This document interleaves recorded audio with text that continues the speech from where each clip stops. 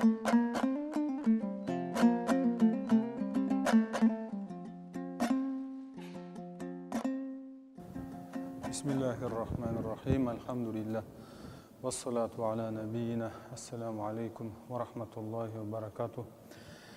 عن ابن عباس رضي الله عنهما قال قال رسول الله صلى الله عليه وسلم من لزم الاستغفار جعل الله من كل ضيق مخرجا ومن كل هم فرجا ورزقه من حيث لا يحتسب رواه أبو داود والنسائي. Абу Дауд және Насаидің Сунан кітаптарында келтірілген хадис екен. Бұны Абдулла ибн Аббас, Алла екеуінен де разы болсын, риуаят етіп айтқан екен. Кім-де-кім истиғфарды айтып жүретін болса, Алла Тағала оның әр қысылтаяңнан шығатын орнын көрсетеді. Қиыншылығын жеңілдетеді. Және де ойламаған жерден ризық несібесін береді деп айтқан екен.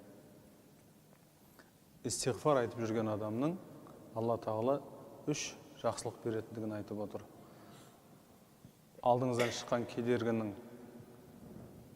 өтетін жолды көрсетеді. Уайым қайғы келген кезде артынан қуанышын береді екен. Және де ризық несібені ойламаған жерден Алланың өзі жеткізеді деп айтады.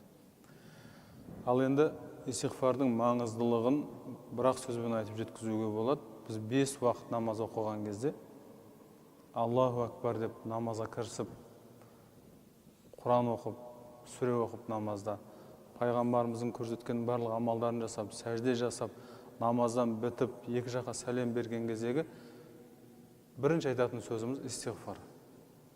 Құлшылық жасап тұрып, сәлем беріп болғаннан соң астағфирулла, астағфирулла, астағфирулла деп бірінші айтатын сөзіміз истиғфар. Альхамдулилля, намазды оқып біттім деп айтпаймыз. Уа Алла Тағала мені кешір деп айтамыз. Ғибадаттамыз айтпесем. Жай жүрген жоқпыз. Жай дастарханда отырған жоқпыз. Міне бұл истиғфардың қаншалықты маңызды екендігін көрсетеді. Ал енді кім-де-кім истиғфарды айтып жүрсе деген сөз не ол? Бір-екі ауыз рет айтып қою ма? Бір мезгіл астағфирулла деп қою ма? Жоқ, қандай? Оны хадис кітаптарда айтады. Оны үнемі айтып жүру деген сөз күндіз 100 рет, кешке 100 рет дейді. Одан кем болып саналады екен. Не осы кем дегенде күндіз 100 рет, кем дегенде кешке 100 рет айтқан адамға хадисте уәде етілген жақсылықтар бұйырады екен. Алла Тағала дұғамызды, оқыған намаздарымызды иншалла қабыл етсін.